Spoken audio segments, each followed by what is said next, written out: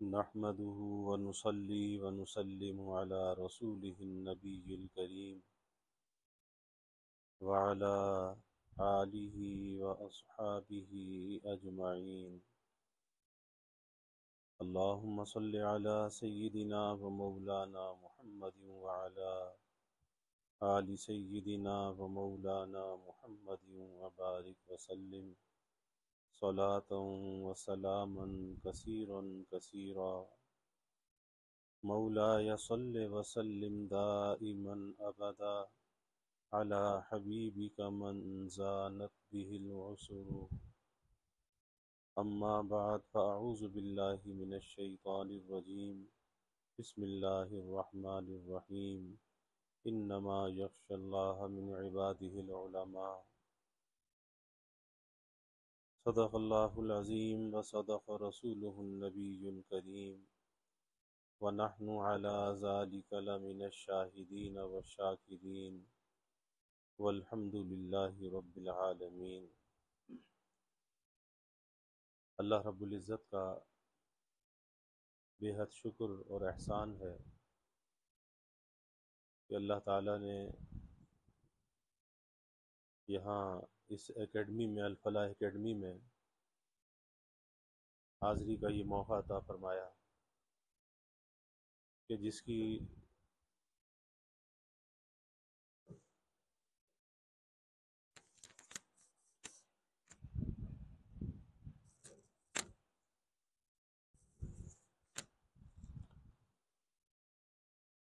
جو نسبت ہے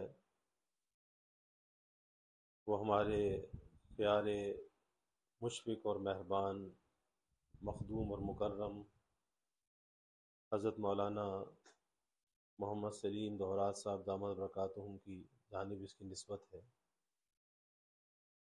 اور یہ حضرات جو میرے دائیں بائیں بیٹھے ہیں یہ حضرت ہی کا فیض ہے کہ آج اس علاقے میں یہ ادارہ قائم ہے. بڑوں کے وجود کی بڑی برکات ہوتی ہیں. کوئی انسان اپنے بڑوں کی ان برکات کو لینے والا بن جائے اور ان برکات کو لینے کے لیے، فیوزات کو لینے کے لیے انسان کو چھوٹا بھی بننا پڑتا ہے اور اسے جھکنا بھی پڑتا ہے، عاجزی اختیار کرنی پڑتی ہے. میں کے ساتھ میں کے ساتھ کبھی آدمی فیضیاب نہیں ہوتا. کچھ اپنے کو مٹا کر ہی انسان کچھ پاتا ہے، اپنی ہستی کو مٹا کر، اپنی انا کو مٹا کر. اور جو اپنی انا کو مٹاتا ہے، اپنی ہستی کو مٹاتا ہے، پھر اگر ظاہری اعتبار سے اس کی صلاحیت کے اندر کچھ کمی بھی ہوتی ہے، اللہ تعالیٰ کی مدد و نصرت اس کے شامل حال ہوتی ہے.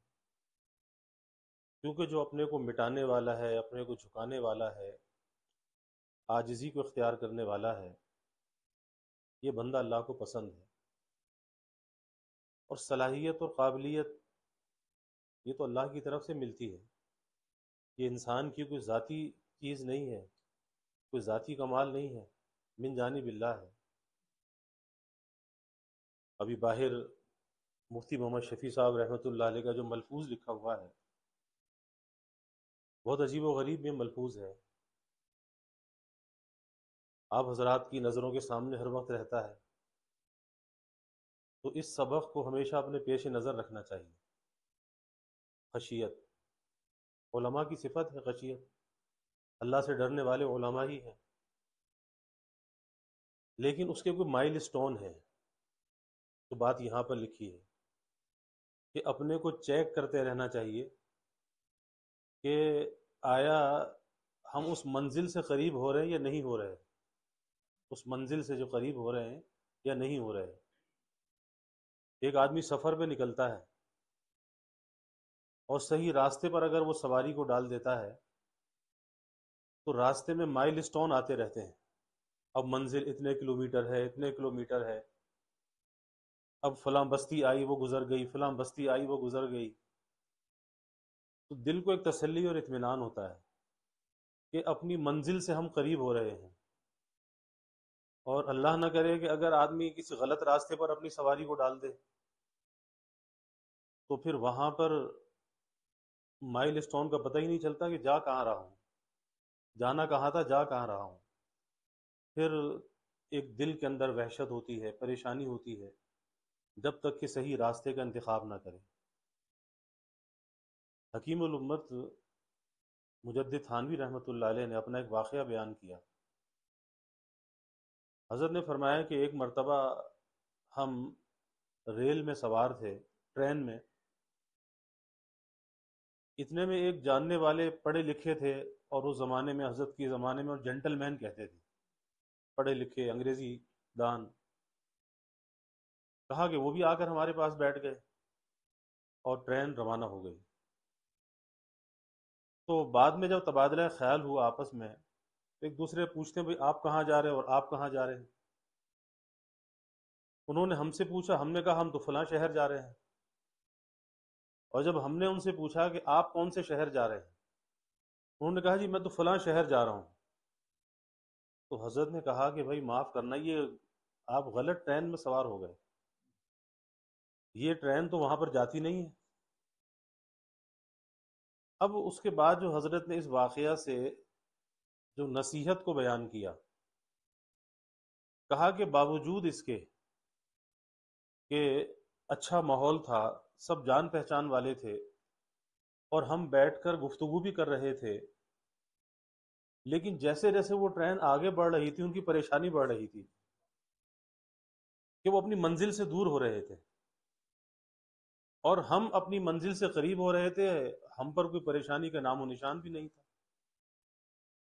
تو اس واقعہ کو بیان کر کے مجدد تھانوی رحمۃ اللہ علیہ نے فرمایا کہ جس کی زندگی کا سفر صحیح رخ پر ہوتا ہے، صحیح سمت میں اپنے سفر کو طے کر رہا ہوتا ہے، اس کے دل میں اطمینان ہوتا ہے، اسے یقین ہوتا ہے کہ اگر میری رفتار کم بھی ہے لیکن راستہ صحیح ہے، منزل متعین ہے، منزل پہ پہنچ جاؤں گا۔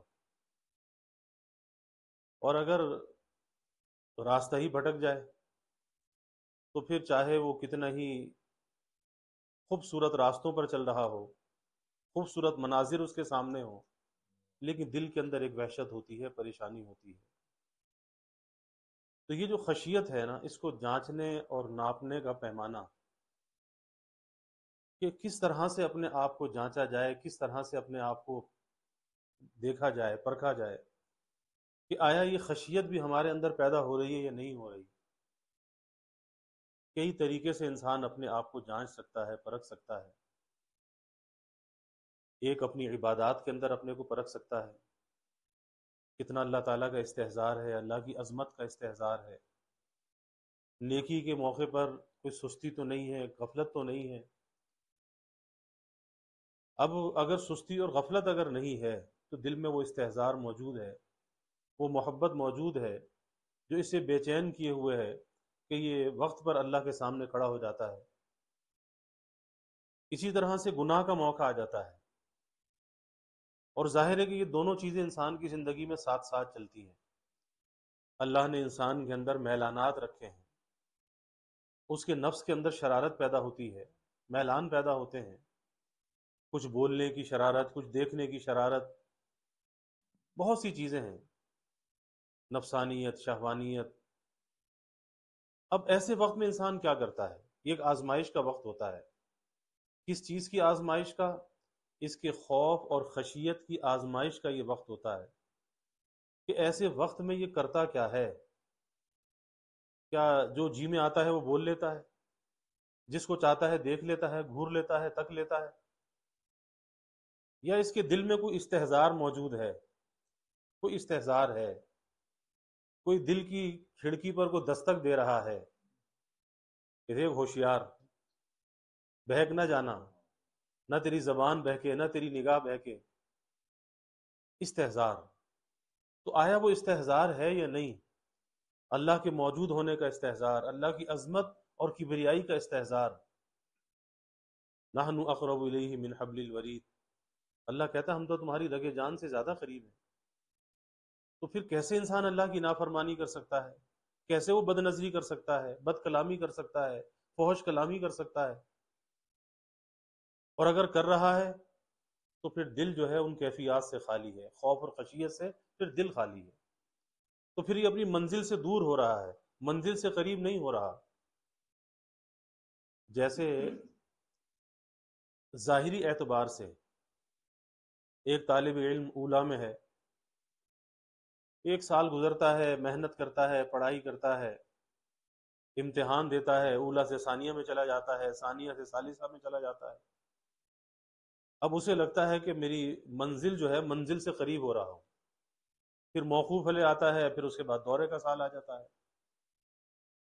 تو یہ کیا ہے؟ یہ بھی ایک مائل سٹون ہے کہ ہر سال جو ہے وہ ترقی کر رہا ہے، لیکن یہ ترقی ظاہری اعتبار سے تو ہے کہ ایک سال کے مکمل ہونے پر اسے اگلے درجے میں ترقی دے دی جاتی ہے، لیکن ساتھ میں یہ بھی تو دیکھنا چاہیے کہ روحانی اعتبار سے، باطنی اعتبار سے، تعلق مع اللہ کے اعتبار سے بھی ترقی ہوئی یا نہیں ہوئی، اس کو بھی تو جانچنا اور پرکھنا چاہیے۔ کیونکہ حضرت شیخ الحدیث نور اللہ مرقدہ فرمایا کرتے تھے کہ طالب علم نے زمانہ طالب علمی میں اگر اللہ کی نسبت اور معرفت کو حاصل نہ کیا، اللہ کا تعلق حاصل نہ کیا، اس نے کچھ بھی حاصل نہ کیا۔ تو یہ وقت ہے اپنے کو جانچنے اور پرکھنے کا، جسے مجدد تھانوی رحمۃ اللہ علیہ فرماتے تھے کہ تعمیر باطن کا یہی زمانہ ہے، اپنے باطن کی جو تعمیر ہے نا، اس تعمیر باطن کا یہی زمانہ ہے۔ کس اعتبار سے؟ کہ اس زمانے کے اندر جو آپ کو فرصت حاصل ہے کہ کسی قسم کا کوئی بوجھ آپ کے اوپر نہیں ہے، کوئی دنیاوی مشاغل آپ کے نہیں ہے، کوئی کھانے کمانے کی فکر آپ کو نہیں ہے۔ اب یہ زمانہ ایسا ہے کہ اس وقت میں، اور یہ وقت ایسا ہے کہ اگر انسان اس وقت کو ضائع کر دے، اس وقت میں محنت نہ کرے، اپنی صلاحیتوں کو نہ نکھارے، ساری زندگی پچھتاوا رہتا ہے۔ کہ اس میدان میں وہ طلبہ، وہ بچے جو محنت کر کے اپنی صلاحیتوں کو نکھار لیتے ہیں اور اس علم کے نور کو اپنے اندر جذب کر لیتے ہیں، آگے عملی میدان کے اندر ترقی کرتے چلے جاتے ہیں، کرتے چلے جاتے ہیں۔ لیکن جو اس زمانے طالب علمی کو ضائع کرتے ہیں دفع الوقتی کے ساتھ، بس وقت ہے پاس ہو جائے گا، بس ٹھیک ہے امتحان میں پاس ہو جائیں گے، اپنی صلاحیتوں کو نہیں نکھارتے، توجہ نہیں دیتے، تو مشکل کب آتی ہے؟ جب عملی میدان میں جاتے ہیں۔ اب اس کے بعد انہیں مشکل آتی ہے، رکاوٹیں پیش آتی ہیں، اب پچھتاتے ہیں کاش کہ اس زمانے کے اندر ہم محنت کر لیتے۔ تو یہ زمانہ محنت کرنے کا زمانہ ہے، اپنی صلاحیتوں کو نکھارنے کا زمانہ ہے۔ اسی لیے حکیم الامت حضرت تھانوی رحمۃ اللہ علیہ فرماتے تھے کہ تعمیر ظاہر کے ساتھ، یعنی ظاہری طور پر جو ایک اسباق کی تکمیل ہے، اس کے ساتھ ساتھ اپنا تعمیر باطن کا بھی اہتمام کرو۔ اور وہ تعمیر باطن کا اہتمام کیا ہے؟ کہ اچھے عادات اور اخلاق کو اپناؤ،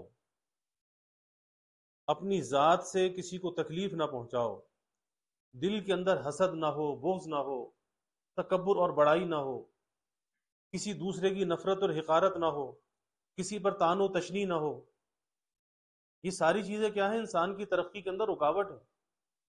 بظاہر تو ہم بہت سے کام مذاق میں بھی کر جاتے ہیں، لیکن کبھی یہ نہیں سوچتے کہ ہم نے مذاق مذاق میں کسی پر تانا کس دیا، تانا زنی کر دی، اب اس کی عزت نفس کتنی پامال ہوئی، چار دوستوں میں، چار ساتھیوں میں اسے ہم نے رسوا کر دیا۔ تو کبھی سوچنا چاہیے کہ اگر کوئی میرے ساتھ یہ کام کرتا تو مجھے گوارا ہوتا؟ کیا میں اپنے لیے یہ پسند کرتا؟ لیکن ہم جذبات میں، ایک نفسانیت میں، نفس کے مزے کے لیے سب کچھ کر جاتے ہیں۔ تو یہ تعمیر باطن کا زمانہ ہے، اپنے اخلاق اور عادات کو سدھارنے کا زمانہ ہے، اور اس سے بہتر وقت اپنی عادات کو، اخلاق کو سدھارنے کا پھر ملنے والا نہیں ہے، کیونکہ اس وقت آپ اپنی اساتذہ کی زیر نگرانی ہے۔ یہ اساتذہ کا اوپر ہونا، نگران ہونا، یہ بہت بڑی نعمت ہے، اس نعمت کی بڑی قدر کرنی چاہیے۔ تو دل میں کبھی حسد، بغض، کینہ، عجب، خود پسندی یہ نہیں ہونی چاہیے۔ ہوتا کیا ہے، جماعت کے اندر صلاحیتوں کے اعتبار سے فرق ہوتا ہے۔ ایک ہی جماعت میں 10 طالب علم ہیں، ایک طالب علم اول پوزیشن حاصل کرتا ہے، ممتاز ہوتا ہے، ایک اس سے کم نمبر لیتا ہے، ایک اس سے کم نمبر لیتا ہے، ایک بیچارہ فیل بھی ہو جاتا ہے۔ تو اس کا یہ مطلب نہیں ہے کہ جو اول پاس ہونے والا ہے، جو فرسٹ پوزیشن لینے والا ہے، وہ اس فیل ہونے والے کو اس سے نفرت کرنے لگے، اس سے برا کہنے لگے۔ نہیں، اس سے ہمدردی ہونی چاہیے۔ بھئی ہمارا یہ بھائی کیوں پیچھے رہ گیا؟ شاید ہماری کچھ کوتاہی ہے کہ ہمیں اپنے بھائی پر محنت کرنی چاہیے تھی، ہم نے اپنے اس بھائی پر محنت نہیں کی۔ یہ ہے ہمدردی کا جذبہ، خیر خواہی کا جذبہ، کہ اپنے سے کمتر پر ایک ہمدردی اور شفقت ہونی چاہیے، ایک درد دل اندر ہونا چاہیے۔ آپ دیکھیں کہ اللہ والے اللہ کی مخلوق پر جو مہربان ہوتے ہیں تو کیا چیز ہے، ایک درد دل ہوتا ہے۔ ہم نے حضرت مولانا سلیم دھورا صاحب دامت برکاتہم کو دیکھا کہ اللہ نے کیا درد دل ان کو عطا کیا ہے، کس درجے مخلوق کی بھلائی دل کے اندر ہے، کس درجے کی خیر خواہی دل کے اندر ہے، کہ ہر وقت یہی فکر ہے کہ اللہ کے بندے اللہ سے جڑ جائیں، اور زندگیوں کے اندر جو ایک نشیب و فراز ہے، خرابیاں ہیں، یہ خرابیاں دور ہو جائیں۔ اور ایک اس کی طویل داستان ہے کہ کس طرح سے نوجوانوں کے اندر ابتدائی طور پر کام کو شروع کیا، کہ وہ نوجوان جو معاشرے کے گرے پڑے طبقے سے تعلق رکھنے والے اور مختلف قسم کی خرابیوں کے اندر مبتلا، ڈرگ کے اندر مبتلا، ایسے نوجوانوں سے کام شروع کیا۔ آپ اندازہ لگائیے کہ عام طور پر تو آدمی دور بھاگتا ہے کہ اگر کوئی آدمی ڈرگ کے اندر مبتلا ہے، ارے بھائی چھوڑو، اس کے پاس کون جائے گا؟ لیکن وہی درد دل ہے کہ ہے تو اللہ کا بندہ نا۔ ابراہیم ابن ادم رحمۃ اللہ علیہ کا واقعہ آتا ہے کہ ایک مرتبہ راستے سے گزرے ہوئے جا رہے تھے، دیکھا کہ ایک نوجوان ہے نشے کی حالت میں بے ہوش پڑا ہے۔ تو دیکھا کہ کسی مالدار کی کوئی بگڑی ہوئی اولاد ہے، اور اس بے ہوشی کے اندر نشے کی حالت میں قے بھی ہوئی ہے، اور اس قے سے اس کا چہرہ بھی آلودہ ہے۔ لیکن وہی بات کہ اس گناہ گار کی ذات سے نفرت نہیں ہے، اس کے فعل سے نفرت تو ہے۔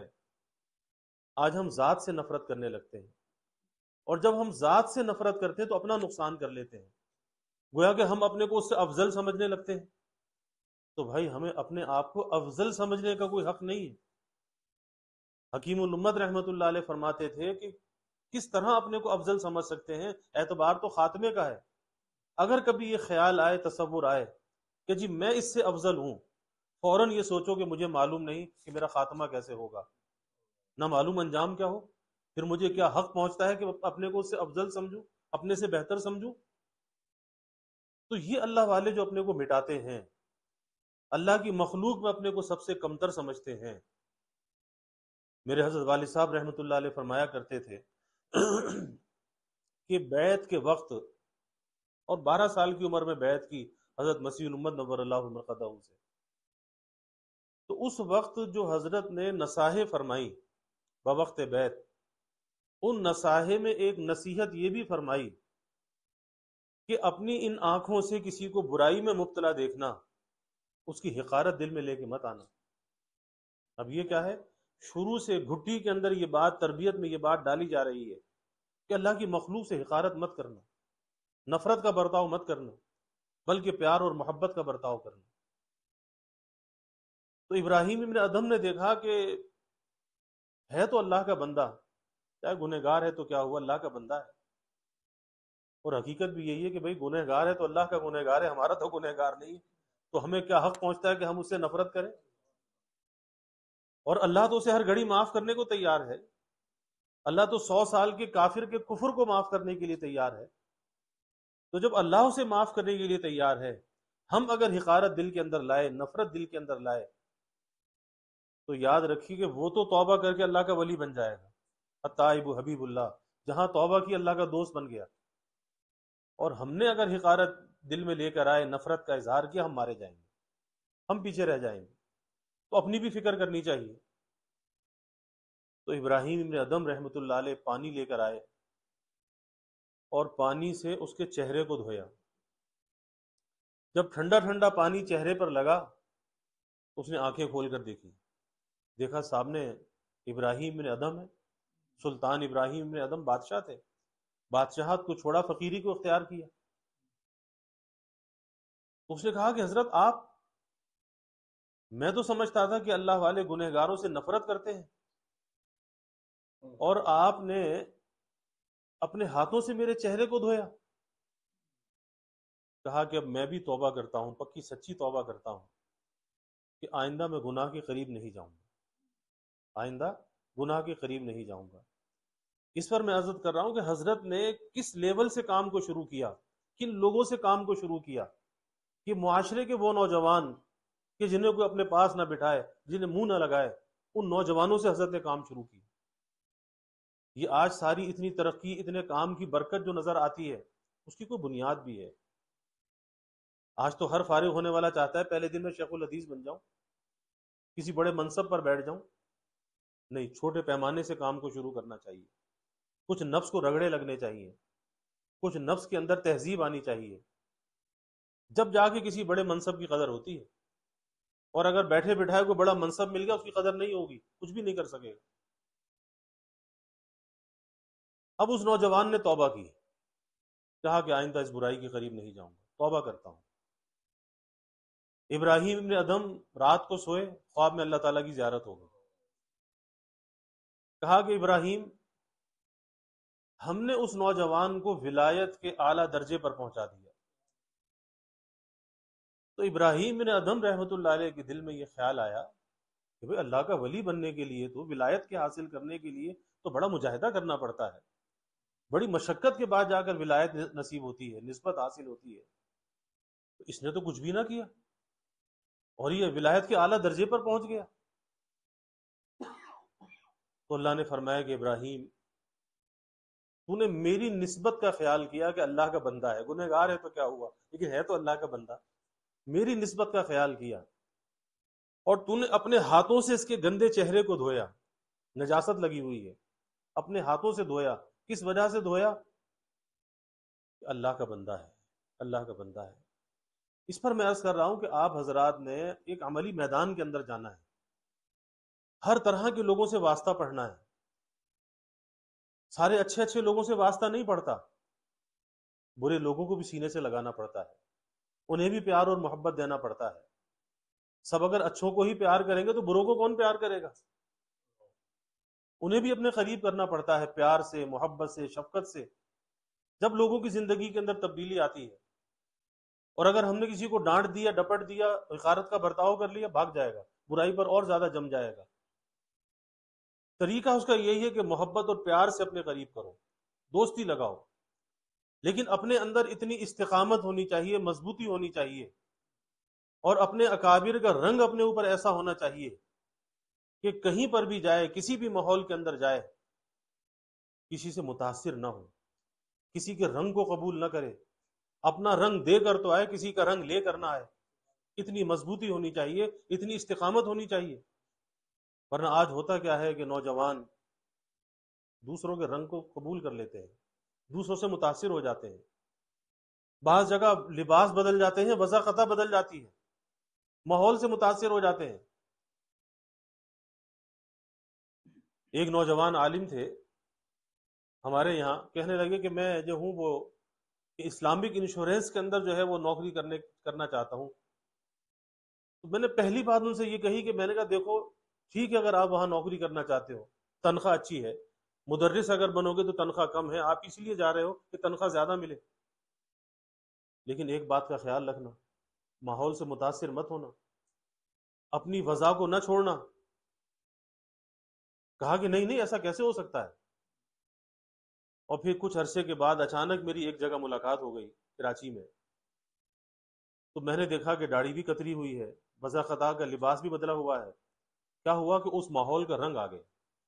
بجائے اس کے کہ اپنے عمل اور کردار پر انسان مضبوط ہوتا اور کسی صورت میں اس پر کمپرومائز نہ کرتا، تو متاثر ہو گئے. اس لیے نوجوان علماء کو اپنے عمل اور کردار کا مضبوط ہونا چاہیے. کسی سے متاثر نہیں ہونا چاہیے. کسی کا مال و دولت، کسی کی ترقی، کسی کی جائیداد، کسی کا کاروبار آپ کو متاثر نہ کرے، کیونکہ آپ کے ساتھ تو بڑی نسبت ہے. آپ تو انبیاء کے وارثین میں سے ہیں. علم کی نسبت آپ کے ساتھ ہے، اور یہ ایسی نسبت آپ کے ساتھ ہے کہ اس علم کو جتنا خرچ کرو گے اتنا یہ بڑھے گا.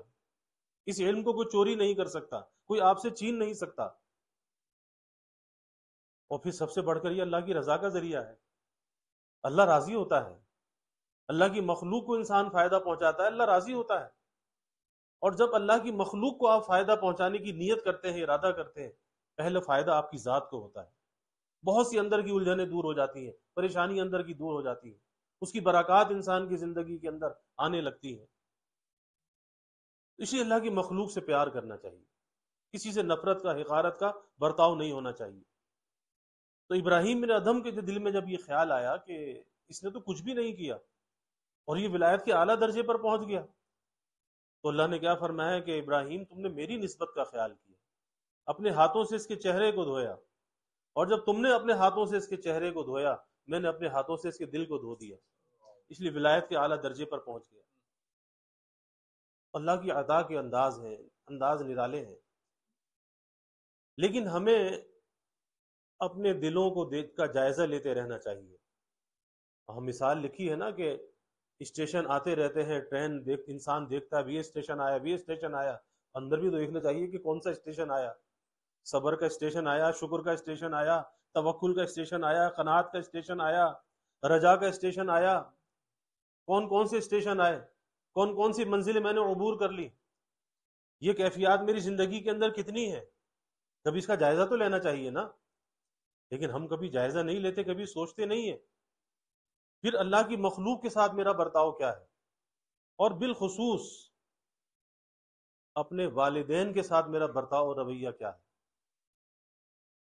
اور چونکہ آپ اپنے ہیں، میں بھی آپ کی طرح ایک طالب علم ہوں، اور طلبہ جب آپس میں بیٹھتے ہیں تو بے تکلف تبادلہ خیال کرتے ہیں. تو میں بھی ایک اپنا سبق آپ کے سامنے دہرا رہا ہوں کہ اکثر یہ شکایت ہوتی ہے کہ دینی مدارس کے طلبہ جب گھروں کو جاتے ہیں، گھروں میں جا کر والدین کو خوش نہیں کرتے، والدین ان سے پریشان ہوتے ہیں. جو ادب اور احترام والدین کا ہونا چاہیے وہ ادب اور احترام نہیں ہوتا. آخر کیا وجہ ہے؟ جو پابندی نمازوں کی مدرسے کے ماحول میں رہ کر ہوتی ہے، وہ نمازوں کی پابندی گھر پر جا کر نہیں ہوتی. مدرسے میں رہ کر اگر کوئی نیکی کر رہا ہے، یہ کوئی کمال کی بات نہیں ہے. یہاں تو ماحول آپ کو ملا ہوا ہے نا، تو اس میں آپ کا کون سا کمال ہے کہ آپ جماعت سے نماز پڑھ لیتے ہیں، صبح اٹھ جاتے ہیں، اساتذہ نگرانی کرنے والے ہیں، ماحول ایسا ملا ہوا ہے. اصل امتحان تو گھر جا کر ہوتا ہے کہ یہاں پر اگر آپ ایک دوسرے کے ساتھ اچھا برتاؤ کر لیتے ہیں تو اساتذہ کی نگرانی ہے. لیکن اصل امتحان تو گھر پر جا کر ہے کہ اپنے والدین کے ساتھ، بہن بھائیوں کے ساتھ کیسا رویہ ہے، کیسا برتاؤ ہے. اب یہ چیز ہے اپنے آپ کو چیک کرنے کی، مائل سٹون چیک کرنا کہ جذبات کیسے ہیں، غصہ کیسا ہے. آج ماں باپ کچھ کہتے ہیں غصہ آ جاتا ہے، کہتے ہیں بھائی ایک بچہ اسکول پڑھنے جاتا ہے، اس کو کچھ کہتے ہیں وہ تو کام کر دیتا ہے. یہ مدرسے میں جو پڑھنے والا ہے اسے بہت جلدی غصہ آ جاتا ہے، یہ تو ہماری بات کو سنتا نہیں ہے. اس لیے جو کچھ یہاں پر سیکھا اور پڑھا جا رہا ہے اسے اپنے عمل میں لانا چاہیے، اور اساتذہ کی باتوں کو سر کے کانوں سے نہیں، دل کے کانوں سے سننا چاہیے، دل کے اندر جگہ دینی چاہیے، اور اپنی عادات اور اخلاق کو بدلنا چاہیے. یہ زمانہ کون سا ہے؟ تعمیر کا زمانہ ہے. اس تعمیر کے زمانے میں اگر اس کی بنیاد اگر بگڑ گئی، اس کی کوئی اینٹ اگر ٹیڑھی رکھی گئی، تو پھر ظاہر ہے کہ عمارت ٹیڑھی بنے گی، پھر وہ عمارت سیدھی نہیں ہوتی، ناقص ہوتی ہے. اور اگر کوئی ایسی خرابی اپنے اندر ہے تو ایسے مشفق اساتذہ موجود ہیں جنہوں نے اپنے بڑوں کی زیر سایہ، زیر سرپرستی وقت گزارا ہے. بڑوں کی نظر کرم ان کے اوپر ہے، شفقتیں ہیں. اپنے مسائل کو سامنے رکھو، اپنی عادات اور اخلاق کو بتاؤ، اپنے غصے کے بارے میں بتاؤ، اپنے جذبات کے بارے میں بتاؤ، اپنے میلانات کے بارے میں بتاؤ. اور پھر اصلاح اور درستی کے لیے کسی سے، اللہ والے سے تعلق ہونا چاہیے. آج اس سے بڑی اچنبے کی سی بات سمجھی جاتی ہے. یہی تو وقت ہے اپنے آپ اپنی اصلاح کرنے کا. تہذیب نفس کا، تہذیب اخلاق کا، یہی تو زمانہ ہے۔ اس زمانے کے اندر اگر تزکیہ تصفیہ نہ ہوا، تخلیہ نہ ہوا، پھر کون سے زمانے میں ہوگا؟ اس لیے ابھی سے اس بات کا فکر ہونا چاہیے کہ کسی اللہ والے کا دامن پکڑ کر اس کی رہبری میں اپنی زندگی کو گزارا جائے، اور پھر خالی وہ برکت کے لیے نہیں، اصلاح کے لیے ہونا چاہیے۔ ڈاکٹر کے پاس آدمی کس لیے جاتا ہے؟ مرض کی اصلاح کے لیے جاتا ہے، برکت کے لیے نہیں جاتا۔ تھوڑا سر میں درد ہے، بخار ہے، نزلہ ہے، زکام ہے، تو اتنی سی تکلیف برداشت نہیں ہوتی کہ فوراً دوا لینی چاہیے، ڈاکٹر کے پاس جانا چاہیے۔ تو ایسے اگر اندر حسد ہے، بغض ہے، کینہ ہے، بد نظری ہے، بد کلامی ہے، فحش کلامی ہے، تو کیا اس کے لیے کسی روحانی ڈاکٹر کی معالج کی ضرورت نہیں ہے؟ اس کے لیے بھی ضرورت ہے۔ اس کا دامن بھی پاس ہونا چاہیے، ہاتھ میں ہونا چاہیے۔ پھر اس کی رہبری کے اندر جب آدمی سفر طے کرتا ہے، ترقی کے منازل کو طے کرتا چلا جاتا ہے۔ اور اسی طرح آج کے زمانے میں یہ موبائل فون کا جو استعمال ہے نا، سوشل میڈیا، چاہے مدرسے کے ماحول میں تو اس پر پابندی ہوتی ہے کہ مدرسے کے ماحول میں آدمی موبائل کو استعمال نہیں کر سکتا، ہمارے یہاں بھی مدارس میں پابندی ہے، لیکن طلبہ چھپ چھپ کر استعمال کرتے ہیں۔ تو یاد رکھیے کہ اس زمانے میں جتنی اپنی حیا کی حفاظت کی جائے، اتنا زیادہ علم کا نور حاصل ہوگا۔ اور اگر اپنی حیا کی حفاظت نہ کی گئی، عفت کی، پاک دامنی کی حفاظت نہ کی گئی، تو علم تو حاصل ہو جائے گا، علم کی مثال ایک جسم کی ہے، اور اس کا جو نور ہے اس کی مثال ایک روح کی ہے، پھر وہ علم بغیر روح کے ہوگا۔ اس لیے اس حیا کی بڑی حفاظت کرنی چاہیے کہ اگر مدرسے کے ماحول کے اندر اگر وہ موبائل پاس نہیں ہے یا اس سوشل میڈیا کا استعمال پر پابندی ہے، تو گھروں میں جا کر اس کسر کو پورا کر لیتے ہیں، پھر گھنٹوں اور راتوں اس کے اندر برباد کر دیتے ہیں۔ تو یہ زمانہ اس کام کے لیے نہیں ہے، آپ کی ضرورت کی چیز بھی نہیں ہے۔ آپ کی کون سی ضرورت ہے جو اس کے ساتھ وابستہ ہے؟ کوئی ضرورت وابستہ نہیں ہے۔ آپ کے والدین نے کتنی بڑی قربانی دی ہے کہ آپ کے وقت کو فارغ کر کے، جبکہ یہ وقت ایسا ہوتا ہے کہ والدین کی بڑھاپے کا زمانہ ہے، اولاد کی جوانی ہے، اب والدین کو خدمت کی ضرورت ہوتی ہے، ان کے 100 کام ہوتے ہیں، پھر یہ وقت ہے کہ آدمی خود اپنے پیروں پر کھڑا ہو کر اپنے والدین کو راحت پہنچائے۔ لیکن والدین قربانی دیتے ہیں کس کے لیے؟ آپ کے مستقبل کے لیے، کہ بھئی اس بچے کا مستقبل بن جائے، یہ ہمارے لیے نیک نامی کا ذریعہ بن جائے، یہ ہمارے لیے صدقہ جاریہ بن جائے۔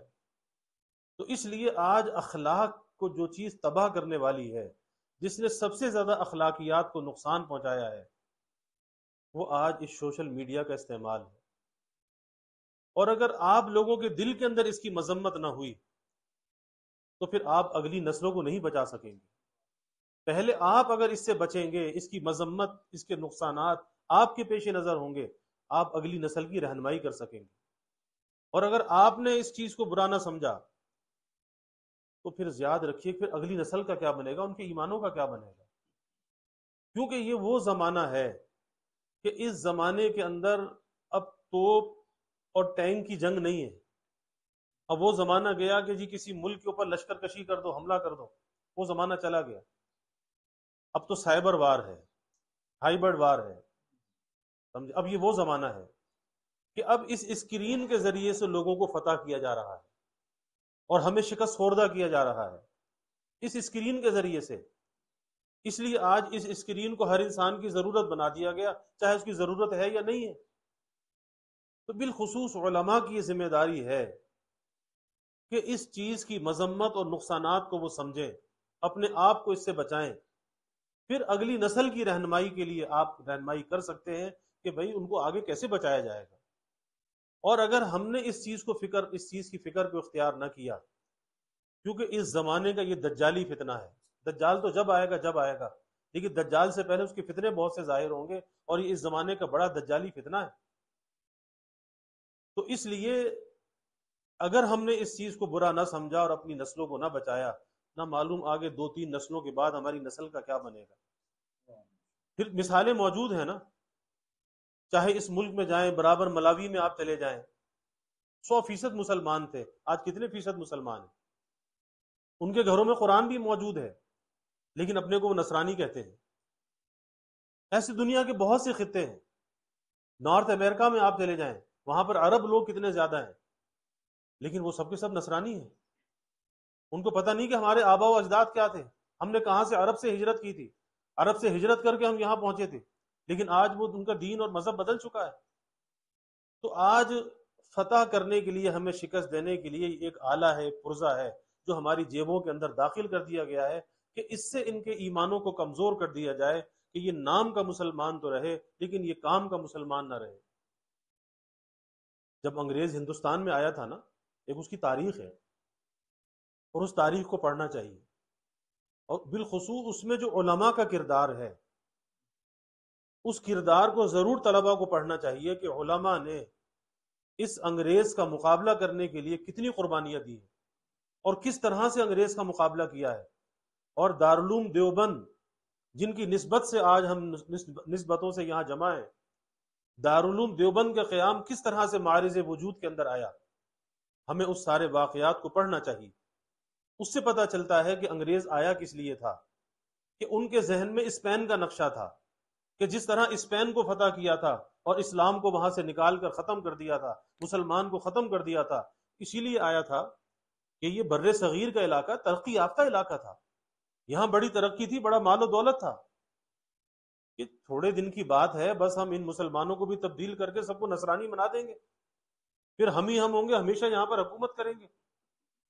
لیکن یہ علماء تھے جنہوں نے انگریز کے اس مکر کو، اس دجل کو، اس فریب کو سمجھا اور پھر اس کا مقابلہ کیا، ہر میدان میں مقابلہ کیا. اور وہ زمانہ کیا تھا؟ لوگوں کے پاس زیادہ وسائل نہیں تھے، لوگوں کے پاس زیادہ تعلیم نہیں تھی، اور نہ کوئی کمیونیکیشن کے ذرائع تھے، ذرائع ابلاغ بھی نہیں تھے. لیکن ایک چیز تھی، حیا تھی، سادگی تھی. اس حیا کی وجہ سے ان کے ایمان مضبوط تھے. حیا تھی، ایک غیرت تھی، حیا تھی کہ کچھ بھی ہو جائے اپنے ایمان پر کوئی کمپرومائز نہیں. اور انگریز ایک بہت بڑی جماعت پادریوں کی لے کر آیا تھا، شہر شہر، گاؤں گاؤں، دیہات دیہات. وہ کھڑے ہو کر سڑکوں پر، چوراہوں پر وہ اپنے مشن کی تعلیم کرتے تھے، نصرانیت کی تعلیم کرتے تھے. لیکن ایک ادنا سا مسلمان، ایک دیہاتی مسلمان بھی اس کی بات کو جھٹلا دیتا تھا. کہ ایک جگہ ایک پادری کھڑا ہو کر کہہ رہا ہے جی عیسیٰ علیہ السلام اللہ کے بیٹے ہیں. تو ایک دیہاتی نے جب یہ سنا کہ عیسیٰ علیہ السلام کو کہہ رہا ہے کہ،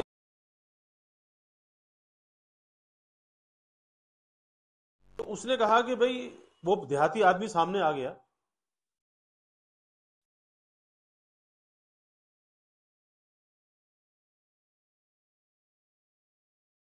اس نے کہا کہ یہ تو بتا کہ تیرے اللہ کی عمر کتنی ہے. اب تو وہ چکرا گیا، کیا بتایا کہ عمر کتنی ہے. کہا کہ اللہ کی عمر کا تو کوئی حساب ہی نہیں، وہ تو ہمیشہ سے ہے. کہا کہ اچھا، پھر یہ بتا کہ تیرے اللہ کے بیٹے کتنے ہیں. کہا کہ اللہ کا ایک ہی بیٹا ہے، عیسیٰ.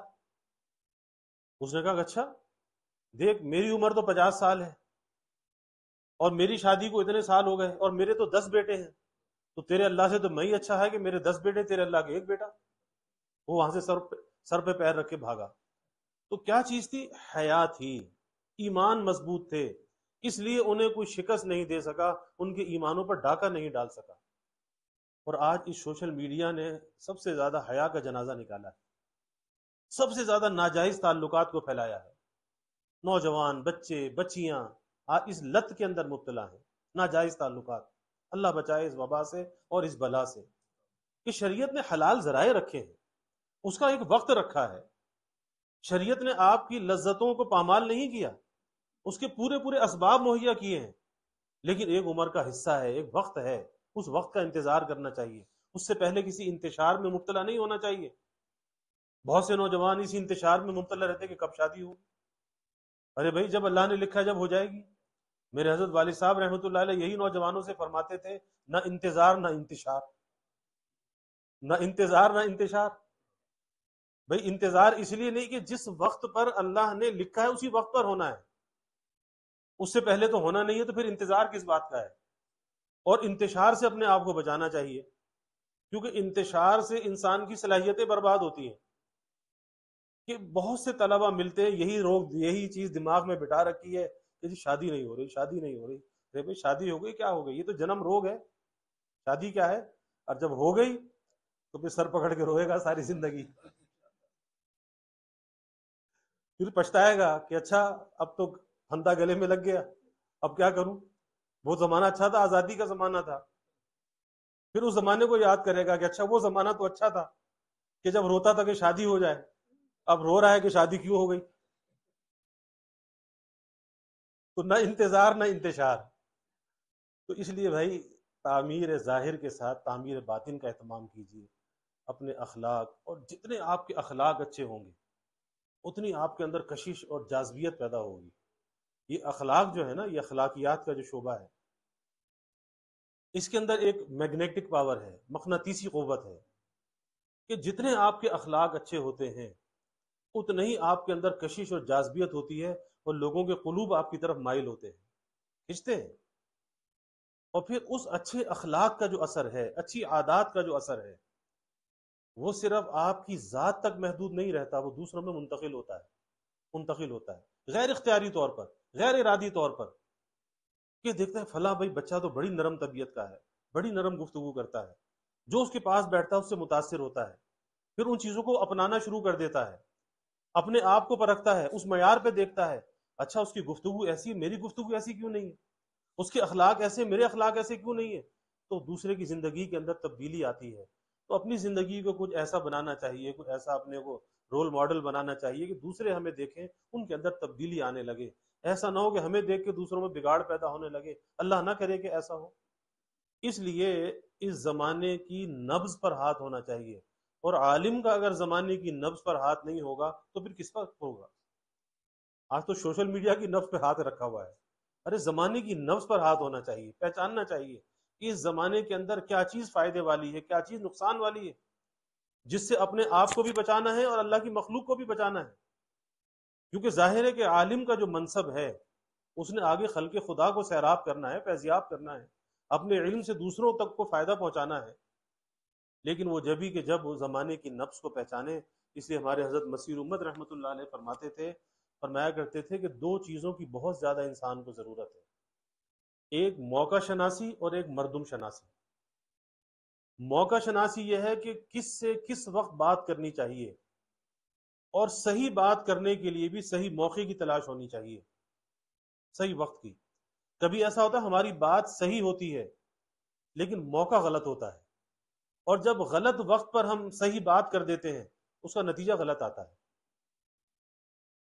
اور پھر اکثر گھروں کے اندر نا جھگڑا ہوتا ہے میاں بیوی کا، کس بات پر ہوتا ہے؟ بیوی کی بات صحیح ہوتی ہے، بات اس کی بالکل صحیح ہوتی ہے، لیکن غلط وقت پہ وہ بات کر دیتی ہے، ناقص العقل ہے نا، غلط وقت پہ بات کر دیتی ہے، وہ شوہر کے مزاج کو نہیں پہچانتی، وقت کو نہیں پہچانتی، اس وقت یہ بات کرنی چاہیے یا نہیں کرنی چاہیے، شوہر کو غصہ آ جاتا ہے، حالانکہ بات اس کی صحیح تھی لیکن غلط وقت پر جب کی اس کا غلط نتیجہ سامنے آ گیا۔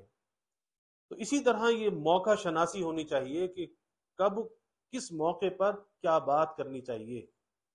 اس کی مثال یہ دی کہ جیسے لوہار جو لوہے سے اوزار بناتا ہے نا، اس لوہے کو بھٹی کے اندر تپایا جاتا ہے، گرم کیا جاتا ہے۔ اب جب وہ لوہا گرم ہو جاتا ہے تو اسے پتا ہے کہ کتنا گرم ہونے کے بعد اس لوہے پر چوٹ مارنی ہے کہ یہ اوزار بن جائے، وہ ٹول بن جائے، اس سے پہلے اگر مارے گا تو بیکار ہوگا۔ تو اسی لیے اس وقت کا وہ انتظار کرتا ہے، اس وقت پر وہ چوٹ مارتا ہے اور وہ ٹول بن کے تیار ہو جاتا ہے۔ اسی طرح سے موقع شناسی ہونی چاہیے، کس وقت ہمیں کیا بات کرنی چاہیے، اور اس کے لیے آسان سا یہ ہے کہ سوچنے کی عادت ڈالو۔ یہ نہیں جذبات میں جو آیا جیسا آیا بول دیا کہہ دیا، سوچنے کی عادت ہونی چاہیے، سوچ کر بولنا چاہیے، سامنے والے کو دیکھ کر بولنا چاہیے، اور مردم شناسی سامنے والے کو پہچاننا چاہیے وہ کون ہے، کس مرتبے کا ہے، بڑا ہے، چھوٹا ہے، جوان ہے، بوڑھا ہے، آخر کس طرح سے اس سے بات کرنی چاہیے۔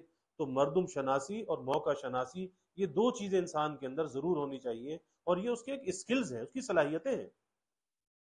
تو اللہ تعالیٰ سے یہی دعا ہے کہ اللہ تعمیر ظاہر کے ساتھ تعمیر باطن کی بھی توفیق عطا فرمائے۔ اللہ تعالیٰ آپ حضرات کی حفاظت فرمائے، اور اس ادارے کو اللہ تعالیٰ خوب پھلتا پھولتا رکھے، خوب ترقی کے ساتھ رکھے، اور حضرت مولانا سلیم دہراز صاحب دامت برکاتہم کا جو فیض ہے اللہ یہاں سے سارے عالم کے اندر پھیلائے، اس افریقہ کے خطے کے اندر پھیلائے۔ اللہ آپ لوگوں کو ہادی بھی بنائے، مہدی بھی بنائے، اور اس دین کی خدمت کے لیے اللہ اخلاص کے ساتھ قبول فرما لے۔ وآخر دعوانا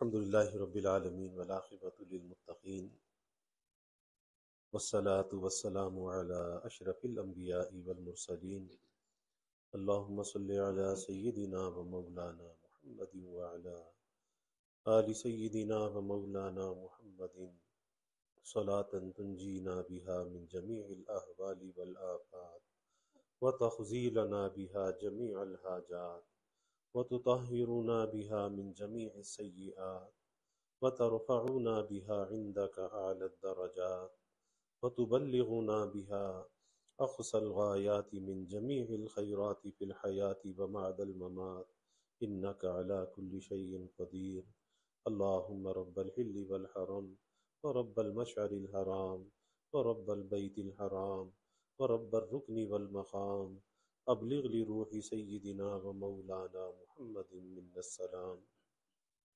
ربنا آتنا فی الدنیا حسنہ وفی الآخرۃ حسنہ وقنا عذاب النار ربنا اتمم لنا نورنا واغفر لنا انک علی کل شیء قدیر ربنا ظلمنا انفسنا وإن لم تغفر لنا وترحمنا لنكونن من الخاسرین اللهم أعنا على ذكرك وشكرك وحسن عبادتك اللهم أعنا بالعلم وزينا بالحلم وأكرمنا بالتقوى وجملنا بالعافية اللهم إنا نسألك الهدى والتقى والعفاف والغنى اللهم إنا نسألك الصحة والعفة والأمان وحسن الخلق والرضا بالقدر اللهم زدنا ولا تنقصنا وأكرمنا ولا تهنا وأعطنا ولا تحرمنا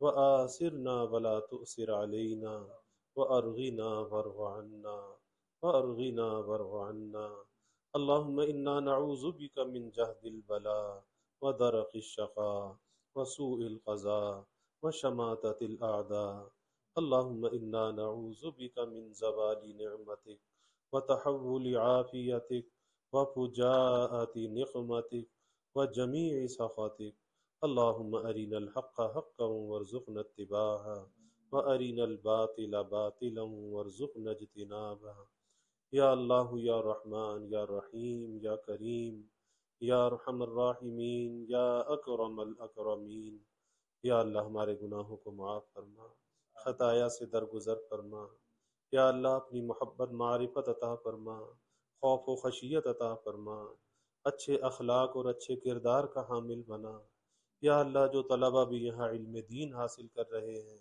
یا اللہ علم نافع عطا فرما، علم غیر نافع سے یا اللہ حفاظت فرما، یا اللہ اس علم کو اپنی نسبت اور معرفت میں ترقی کا ذریعہ بنا، یا اللہ خلق خدا کا خادم بنا، خدمت خلق کے لیے، اشاعت دین کے لیے یا اللہ قبول فرما، یا اللہ ہادی بھی بنا، مہدی بھی بنا، اس ادارے کو یا اللہ بے حساب ترقیات سے مالا مال فرما، یا اللہ جو مستقبل کے عزائم ہیں اے اللہ اس میں اپنی مدد اور نصرت کو شامل حال فرما، یا اللہ مسجد اور نئے ادارے کی تعمیر کے مراحل کو آسان فرما، بعافیت یا اللہ پایہ تکمیل تک پہنچا، یا اللہ مرکز ہدایت بنا، یا اللہ ہدایت کی ہوائیں چلا، دین کے فیضان کو یہاں سے سارے عالم میں جاری و ساری فرما، یا اللہ یہ حضرات جو خدمت کرنے والے اے اللہ ان کی خدمات کو قبول فرما، ان کی صحت میں، صلاحیت میں، صالحیت میں،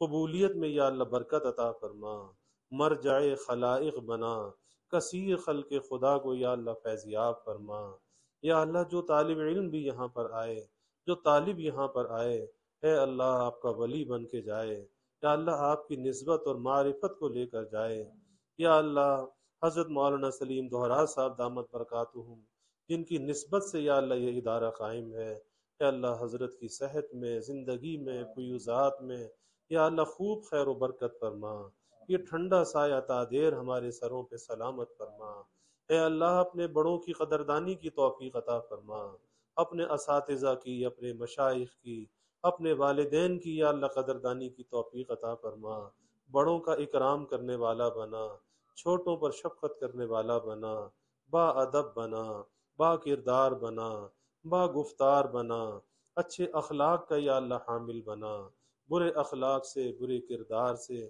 بری گفتار سے یا اللہ حفاظت فرما۔ یا اللہ ظاہری باطنی ہر قسمی یا اللہ ترقیات عطا فرما۔ ان طلبہ کا مستقبل یا اللہ تابناک بنا، بہت اعلیٰ کامیابیوں سے یا اللہ سرفراز فرما۔ ظاہری باطنی ہر قسمی ترقیات سے یا اللہ سرفراز فرما۔ یا اللہ دلوں کو اپنی محبت کی آماج گاہ بنا، اپنی یاد سے دلوں کو آباد فرما، اپنے اغیار سے دلوں کو خالی فنا۔ یا اللہ با حیا بنا، با کردار بنا۔